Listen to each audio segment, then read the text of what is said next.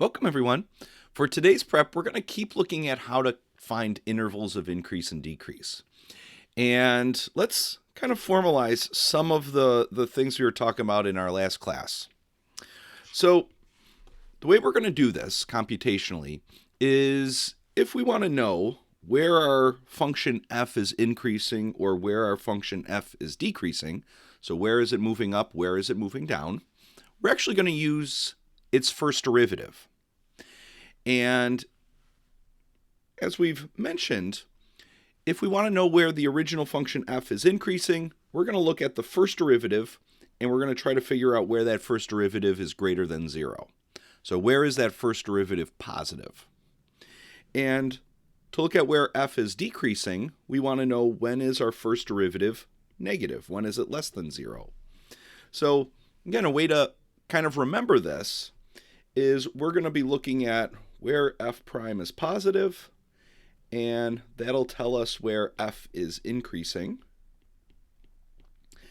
And again, think of f prime as like the slope. Remember, it's the slope formula. So it tells us the slope of all of our tangent lines. And positive slope is moving up. So our tangent line would look something like this. Now, if f prime is negative, again, that's going to tell us about our function f, and it's going to tell us where it's decreasing. And again, f prime is our slope formula. It tells us the slope of the tangent line, tells us the slope of the curve, and so a line with negative slope, a tangent line with negative slope, is going to have this kind of look to it. It's going to be decreasing, going down. All right, so our strategy then is to figure out where f prime is positive or negative.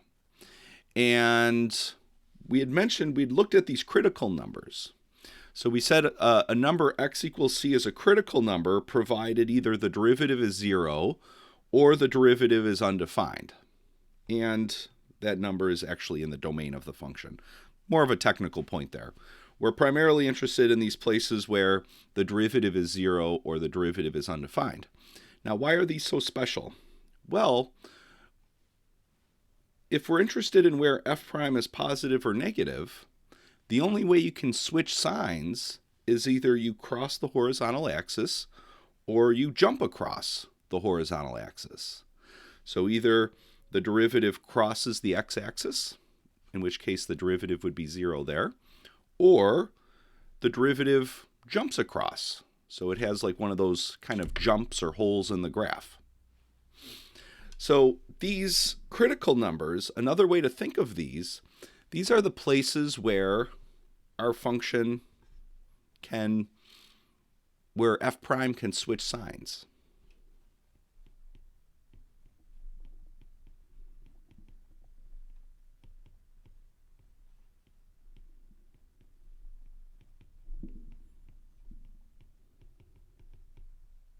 So again, we're interested in where f prime is positive or negative. So either the derivative crosses the x-axis or it jumps across the x-axis. All right, so that's one of the important features of these critical numbers.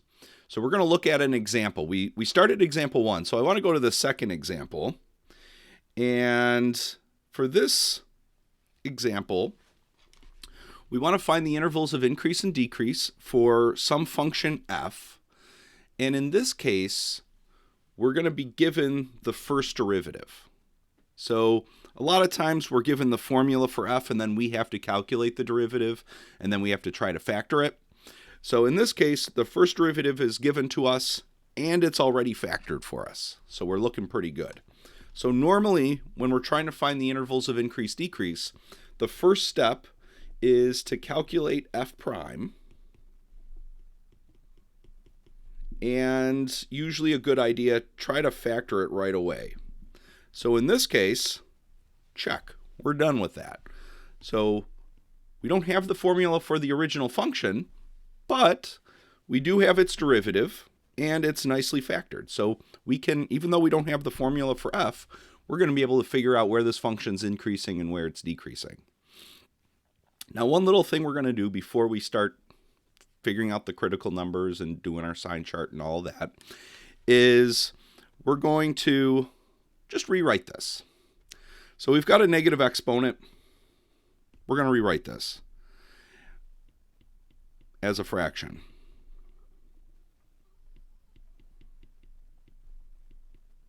So the x times x minus 2, that's going to go into our numerator. And then the 2x plus 6, not negative 3.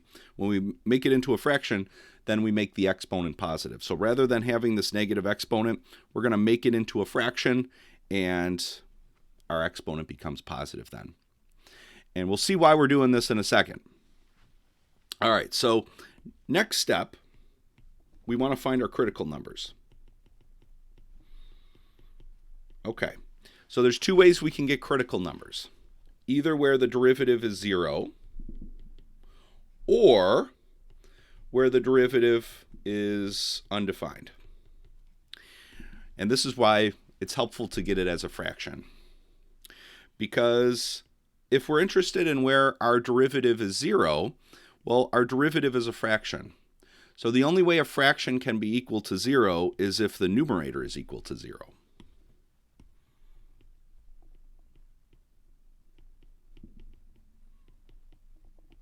And you can probably guess, the only way a fraction can be undefined, the other case here, is if the denominator is equal to 0.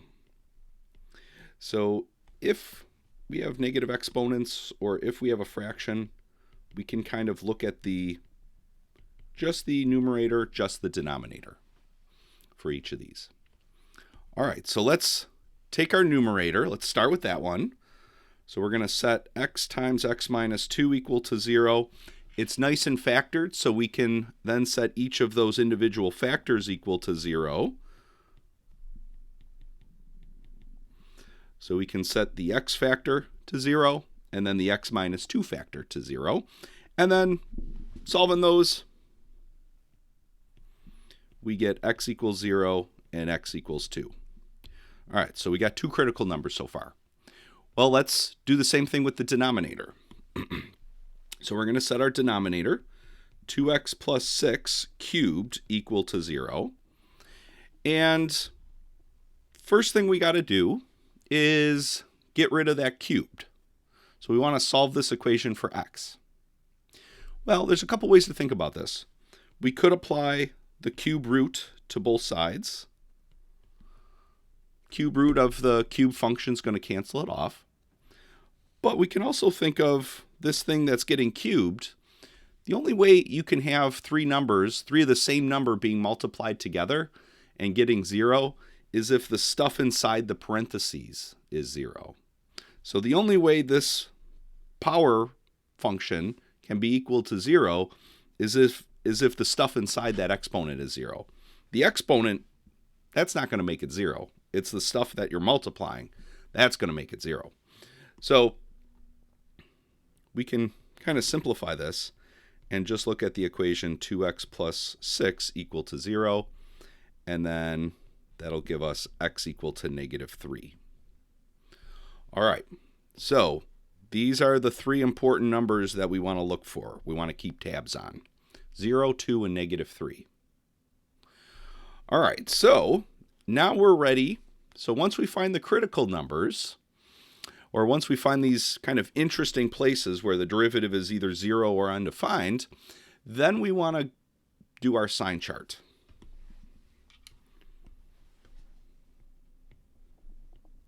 So we're going to do our sign chart for f prime. So we start this off. We draw our x-axis. So we got our x-axis here. We're going to plot all these numbers that we found. So go in order. So we've got negative 3. Then we've got 0. Then we've got 2. And while we're at it, let's write down the intervals. So we have this first interval, which goes from minus infinity to minus 3. Then we've got minus 3 to 0. Then 0 to 2. And then finally 2 to infinity. And ultimately, the goal for this is to get the sign of f prime for each of those intervals, and that's going to tell us what f is doing, what the original function is doing. So our goal here is to figure out, is f prime positive or is it negative? And that'll tell us, is the original function increasing or is it decreasing on each one of these intervals? All right, so how are we going to do this? Well, let's go back up to our derivative. And it helps to kind of use all of the individual pieces of our derivative after it's been factored. So in this case, we've got the x, we've got the x minus 2, and then we've got this 2x plus 6 cubed. So on our chart, we're going to make a row for each one of these terms. So we've got our x, we've got our x minus 2, and then we've got our 2x plus 6 cubed. So we're making a row for each of those. And what we're going to do is we're going to figure out individually, is each of these terms positive or negative for each of our intervals. So let's start with the x term.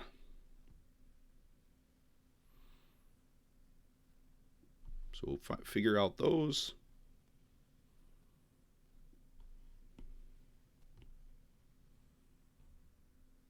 All right, so when we do this, we want to figure out let's look at this first interval actually. So the way we can do this is pick a test number in that first interval. So a good one might be -4. So we just want some number that's smaller than -3, so -4 fits that description. And the idea is we're going to take that test number and we're going to plug it in to each of these factors. So when we plug -4 into the x factor, well, we just get -4, so it's negative. So that x factor is negative. Do the same thing, take the test number, plug it into x minus 2, we get -4 minus 2, so -6, again, negative. And then when we plug it in over here, we're going to get -8 plus 6, so -2, and then -2 cubed is -8, so negative. So our result for this first interval, all of our individual factors are negative. So if we put it together, we can figure out what the sign ultimately of f prime is. So we've got one negative times another negative, and then we're dividing by another negative. So the double negative on the top just becomes positive, but then we're dividing by a negative number, so the result is going to be negative. So f prime is ultimately going to be negative here. And when f prime is negative, that means our original function, is decreasing. All right, so then once we've finished up one interval, then we just move on to the next interval. So the next interval is -3 to 0. So a test number there would be -1. And we're going to take -1 and plug it in to each one of these factors and see if we get a positive or a negative number. So when we plug it into the x factor, we're going to get just -1, so negative. When we plug it into the x minus 2 factor, we're going to get -1 minus 2, so we'll get -3, so negative. And when we plug it in to this factor here, we're going to get -2 plus 6. Well, that's +4. And when we cube +4, the result is a positive. All right, so what do we have now? Well, we have a double negative, so that cancels out and becomes just positive, and then we're dividing by a positive. So this ends up being positive, ultimately. And when f prime is positive, that means our original function is increasing. All right, so we're done with that interval, so we just keep going. All right, so now let's go to the next one. We want to pick a number that's somewhere in between 0 and 2. So +1 would be a good one. And again, same idea. Plug this in to each one of those test numbers, or each one of those factors. So when we plug it in the first one, we get positive 1, so positive. When we plug it into the second one, we're going to get 1 minus 2, so negative 1. So that one's still negative. And then when we plug it in to our third factor here, we're going to get positive 2 plus 6, which is positive 8, and positive 8 cubed is positive. All right, so out of everything here, we just have one negative, so the result is going to be negative, which means our original function decreasing. And then we finish it off. We got one interval left. Pick a test number that's bigger than 2. So 3 would work.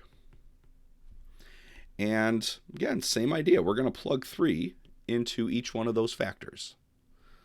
So first factor, we get positive. Second factor, we're going to get 3 minus 2, so positive 1. And when we plug it into the last factor here, we're going to get 6 plus 6, which is positive 12, and positive 12 cubed, we don't have to calculate it, just positive. So everything's positive here, which means f prime is positive, which means our original function is increasing. All right. So then we just want to answer the question. So the question, we just want to kind of state our result. Question was asking us to find the intervals of increase, decrease for the original function f. So now we just summarize our results.